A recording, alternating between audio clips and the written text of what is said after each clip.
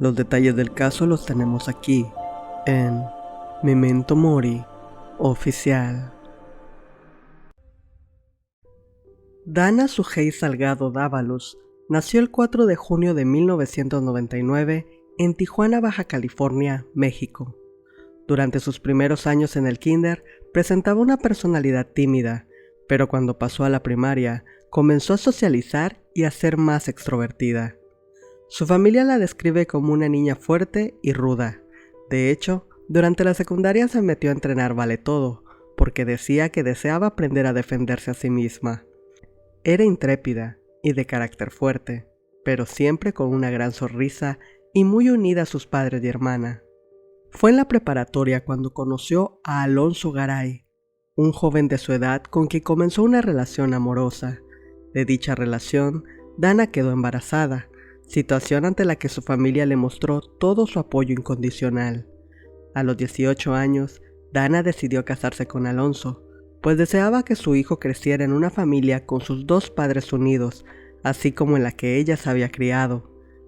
Dana también era muy apegada a sus abuelos, por lo que tras el nacimiento de su bebé, ella les preguntó si su pequeña familia podía ir a vivir con ellos. Los abuelos aceptaron encantados, pues estaban felices de tener a su nieta y bisnieto en su casa. El joven matrimonio trató de salir adelante de diferentes maneras, y mientras Alonso trabajaba, Dana optó por vender mercancía a través de Facebook, ya que así no tendría que dejar solo a su pequeño hijo. Las ventas comenzaron a ir tan bien, que 2 años y medio después ya vendía muebles junto con sus abuelos. El 30 de marzo de 2020, Dana quedó con una clienta conocida en verse a las 5 p.m. en unas canchas para entregarle unos productos que le había vendido.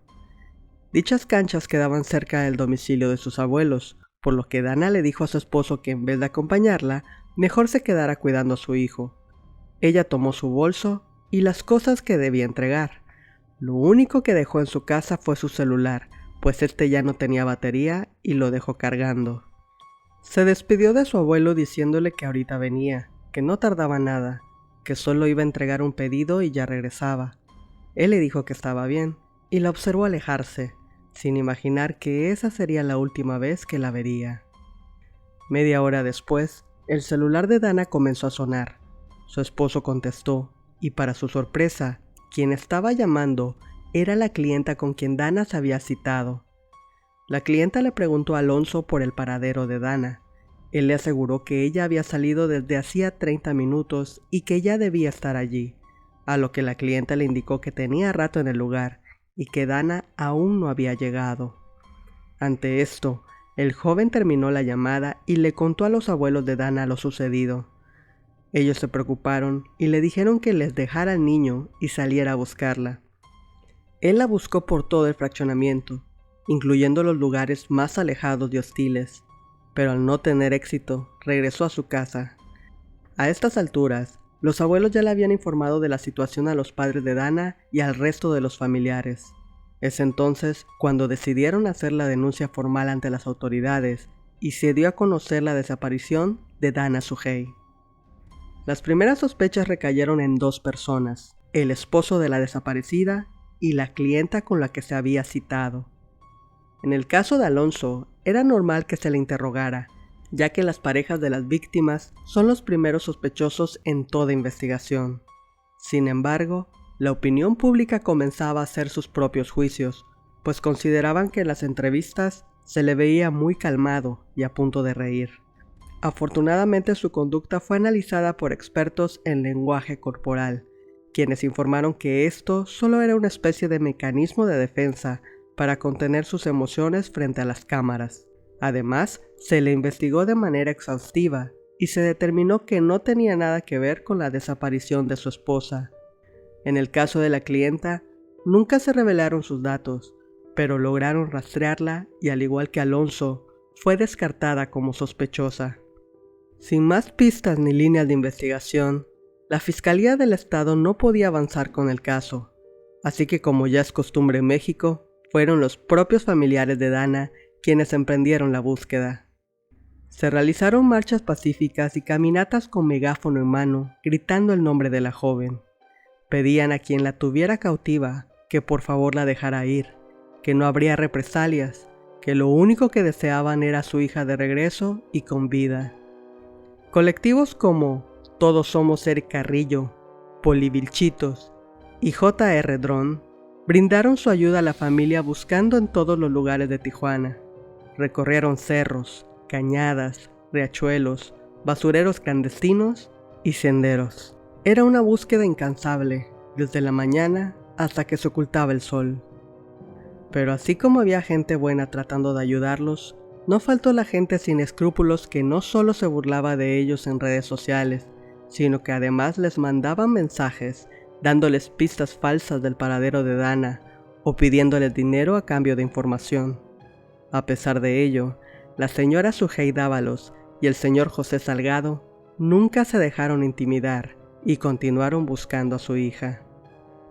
El 19 de octubre de 2020, la Brigada Estatal de Búsqueda encontró la mochila y documentos de la joven en un cerro de la colonia Las Delicias.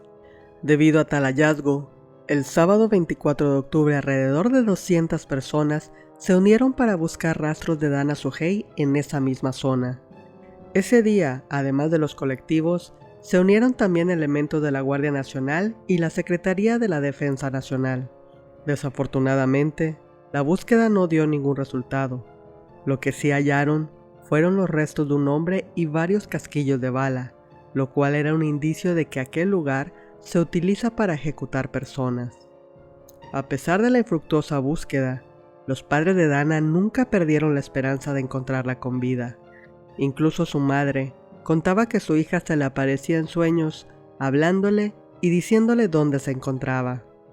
La familia y amigos continuaron con las campañas y búsquedas masivas, al tiempo que le exigían a las autoridades que cumplieran con su trabajo.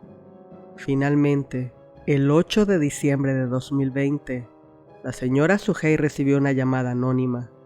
En esta, le dijeron que en un paraje ubicado entre los fraccionamientos Que Casas y Casas Homex, iban a dejar una varilla enterrada en la tierra con una chaqueta encima, y que era ahí donde encontraría el cuerpo de la joven.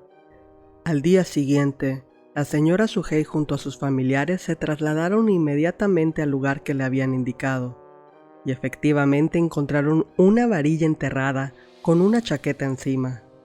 Rápidamente comenzaron a excavar en aquel punto, y al poco de remover la tierra, salió un pie humano. Conforme fueron quitando los escombros, comenzaron a ver el cuerpo.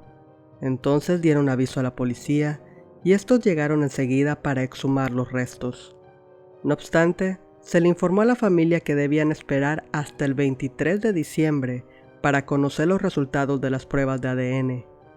Pero gracias a la presión de los medios, las redes sociales, los colectivos y la familia, el día 13 de diciembre, las autoridades de la fiscalía llamaron a la familia para confirmarles que, lamentablemente, las pruebas de ADN resultaron positivas. Los restos hallados pertenecían a Dana Sujei.